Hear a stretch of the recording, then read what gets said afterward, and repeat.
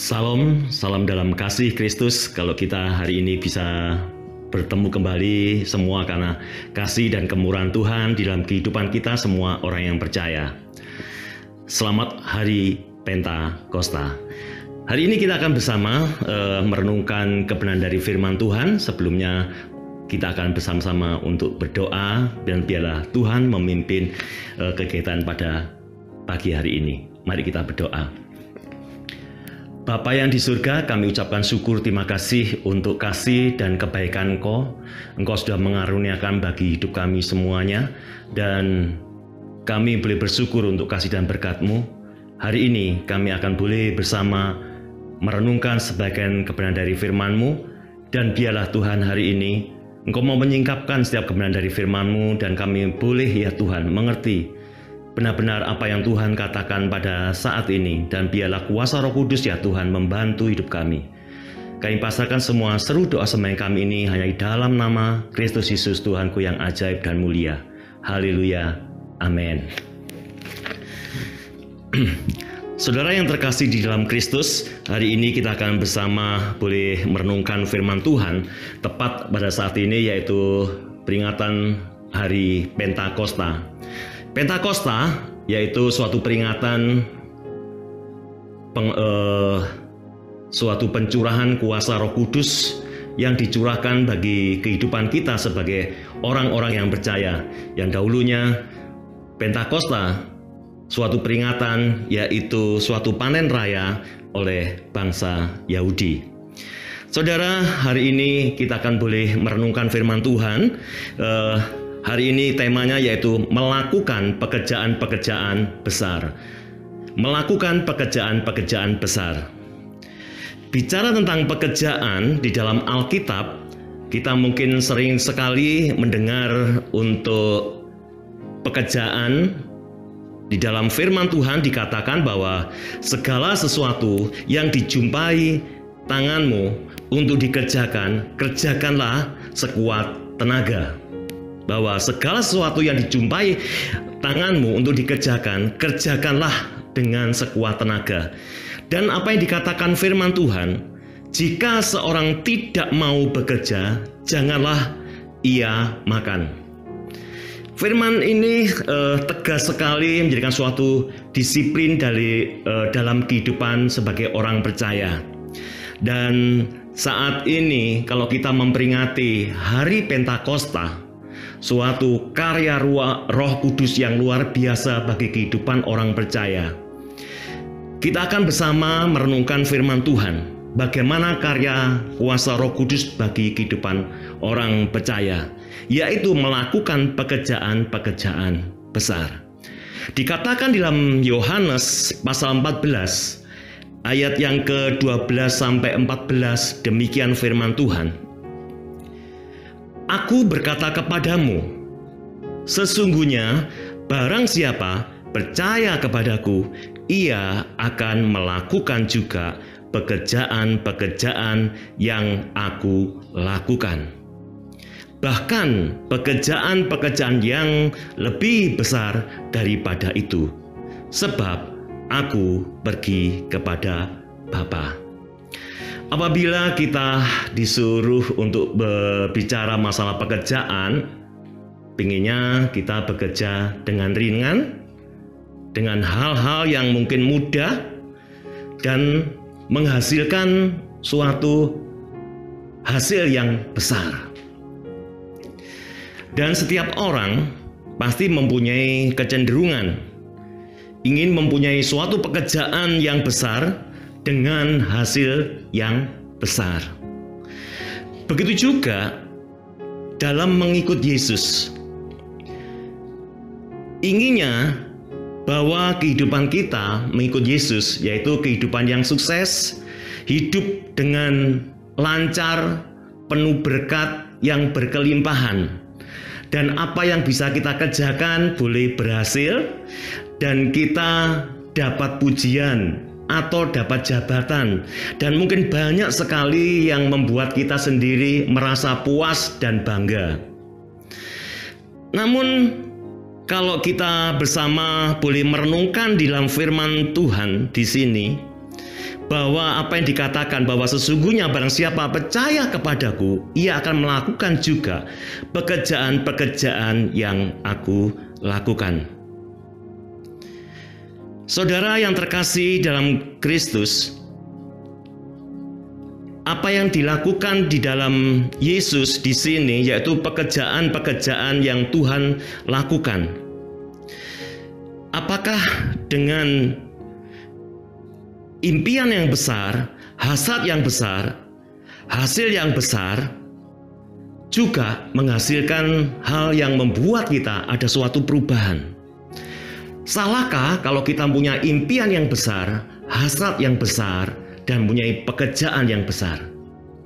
Kalau saya katakan tidak ada yang salah. Namun yang menjadi masalah adalah yaitu adakah dasar kebenaran dengan semuanya itu? Adakah dasar kebenaran dengan semuanya itu? Walaupun kita punya suatu yang namanya impian besar, pekerjaan yang besar, dengan hasrat atau semangat yang besar, tanpa kebenaran, semua itu akan sia-sia. Saya katakan tidak ada gunanya. Kita mungkin sudah banyak hal yang kita keluarkan, baik masalah waktu maupun keuangan kita dalam hal biaya. Dan kita mungkin dengan jerih lelah dan bekerja keras. Namun kalau semuanya itu kita lakukan, tapi tidak ada kebenaran, saya katakan bahwa semua sia-sia dan tidak ada gunanya.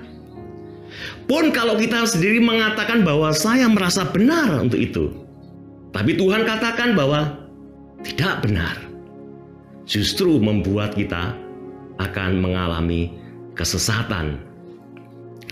Saudara yang terkasih dalam Kristus, mari kita akan bersama merenungkan sebenarnya apa sih pekerjaan yang Tuhan Yesus lakukan. Kita banyak melihat apa yang dilakukan Tuhan Yesus. Yesus yang menyembuhkan, Yesus yang mengusir setan, dan Yesus yang banyak sekali mengadakan mujizat-mujizat terjadi. Pasti kita juga akan menginginkan kalau kita bicara masalah bagaimana kuasa Roh Kudus ada dalam kehidupan orang percaya, pasti kita berpikir bahwa kita pun bisa melakukan seperti itu. Tidak salah, saudara. Tapi kembali kita boleh merenungkan firman Tuhan. Apa yang Tuhan katakan di sini? Dia katakan, ia akan melakukan juga pekerjaan-pekerjaan yang aku lakukan. Yesus sendiri mengatakan kata pekerjaan di sini yaitu bahasanya dari ekron, yang artinya bahwa ekron itu satu pekerjaan yang dilakukan dengan kesungguhan dan terus-menerus, bukan masalah hal jasmani saja, tapi terutama masalah kerohanian. Dan kalau kita melihat bagaimana pekerjaan Yesus, apakah hanya itu saja? Saudara, justru yang lebih penting, ada yang lebih penting, dikatakan dalam Yohanes pasal 4 ayat 34. Demikian firman Tuhan. Makananku ialah melakukan kehendak Dia yang mengutus aku dan menyelesaikannya pekerjaannya. Saudara, jelas sekali apa yang dikatakan firman Tuhan. Yesus sendiri, Dia di dalam dunia ini melakukan kehendak Dia yang mengutus dan menyelesaikan sampai finish, sampai selesai. Jadi jelas bahwa apa yang Tuhan lakukan, begitu juga di dalam kehidupan kita sebagai orang yang percaya. Bukan hanya kita berpikir suatu pekerjaan-pekerjaan yang dilakukan Tuhan Yesus, yaitu melakukan pekerjaan yang besar, kita menjadikan suatu hal yang menjadikan hidup kita jadi tenar, terkenal, atau seperti itu aja. Tapi yang terpenting, yang percaya, yang pertama yaitu hidup dengan percaya, melakukan kehendak Tuhan. Dan saya katakan yaitu bukan suatu pekerjaan yang hanya sekedar kita sendiri melakukan, namun ada suatu yang dinamakan keseriusan.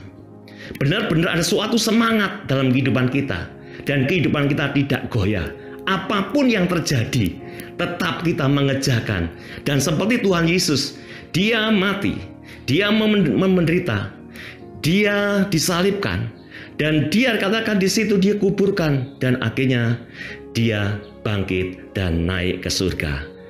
Dia katakan pada waktu di kayu salib, dia katakan sudah selesai. Saudara yang terkasih dalam Kristus, begitu juga dalam kehidupan kita.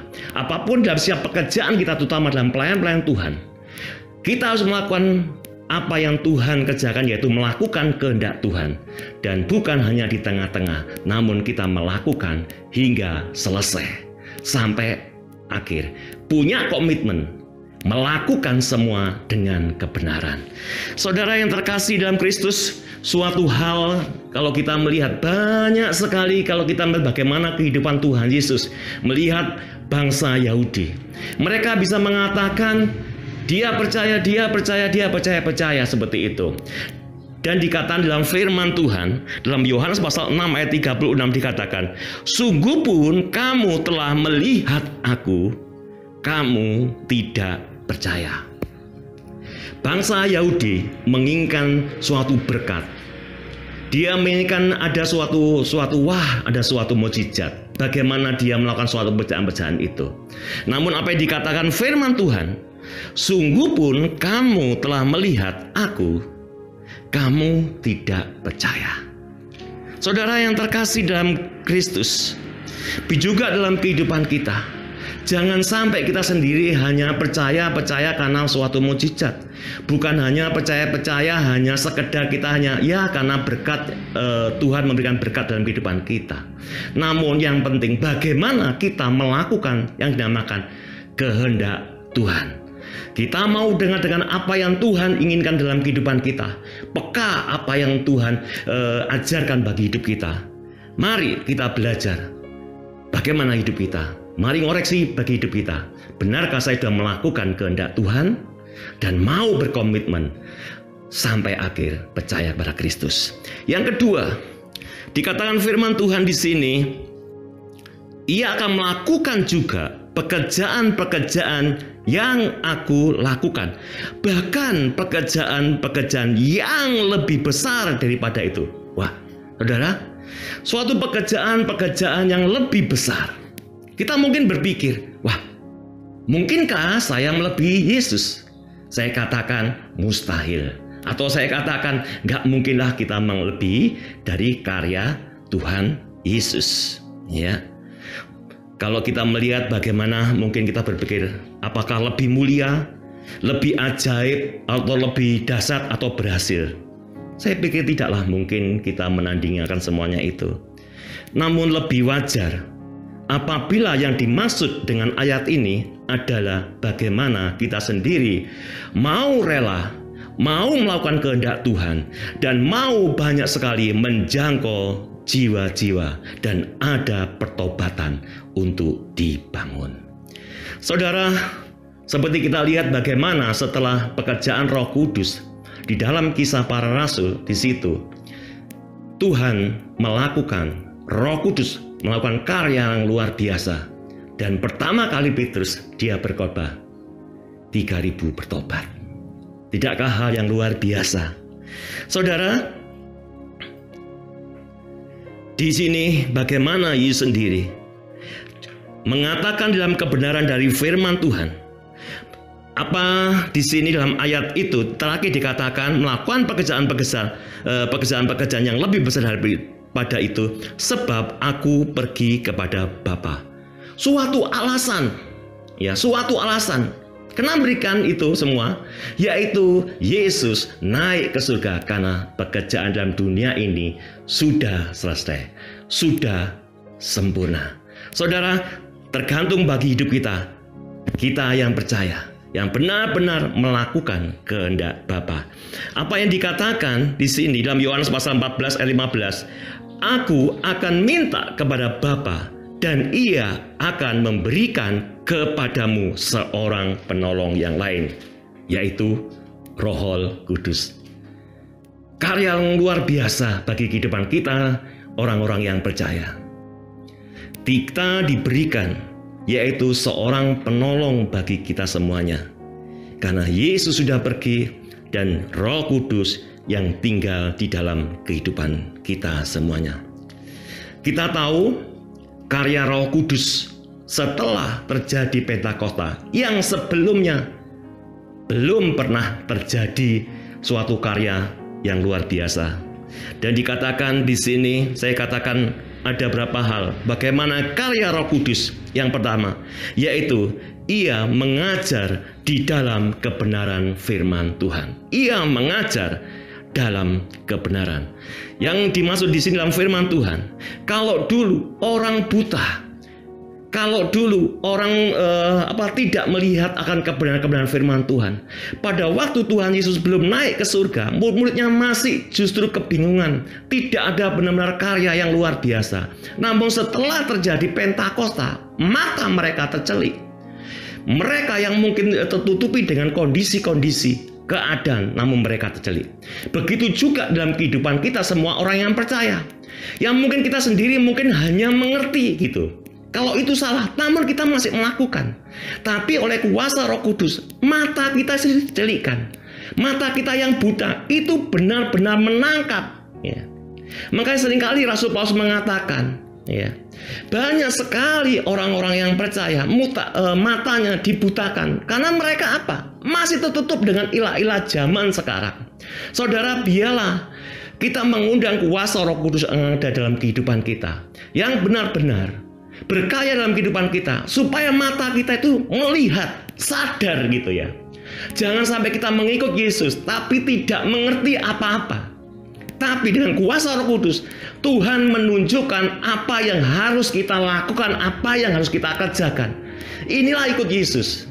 Inilah yang dikehendaki Tuhan, yaitu suatu pekerjaan-pekerjaan besar. Dan Tuhan mengatakan, dan kita menjadi saksi. Menjadi saksi berarti apa? Suatu kesaksian hidup, mengalami bagaimana karunia yang Tuhan berikan dalam kehidupan kita sebagai orang yang percaya.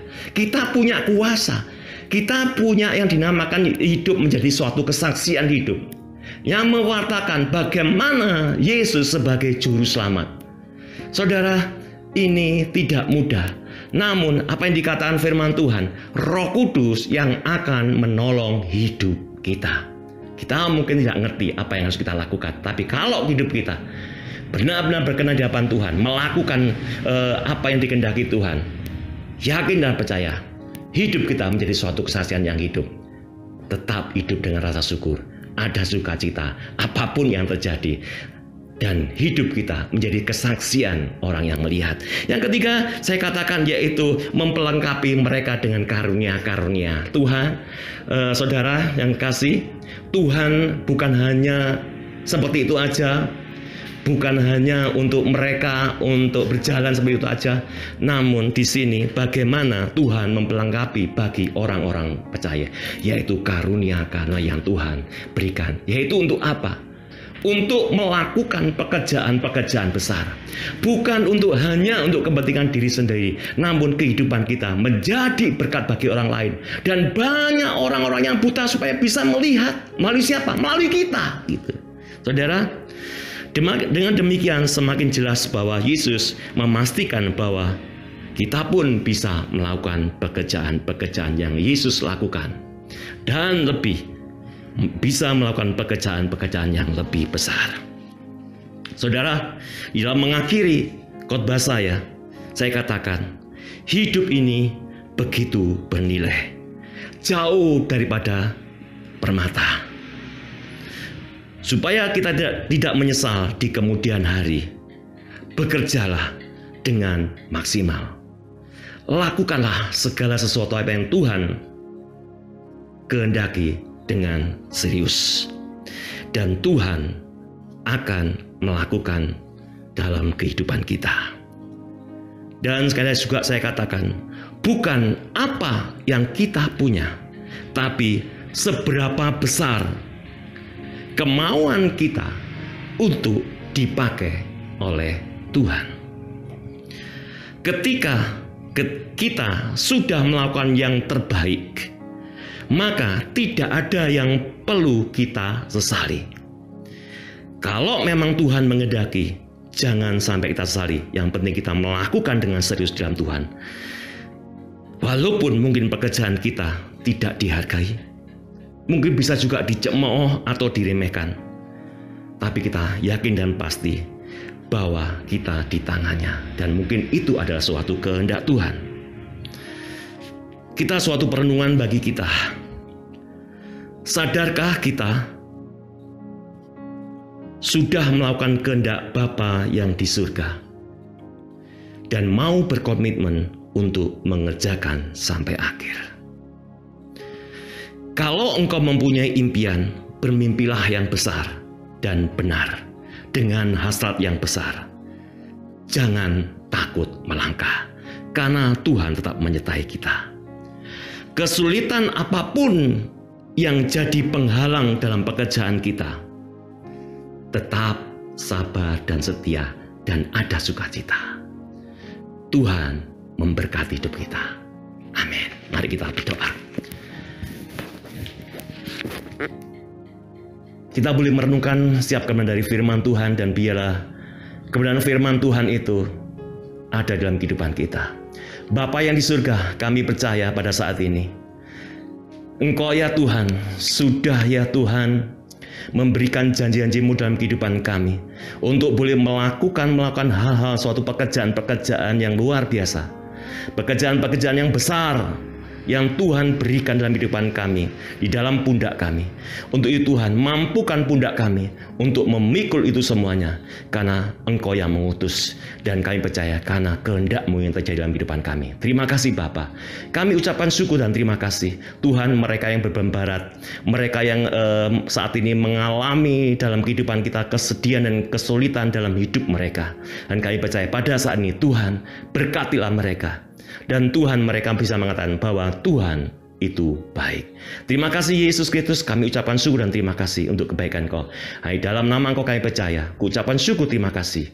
Haleluya. Amin. Tuhan memberkati kita semuanya. Amin.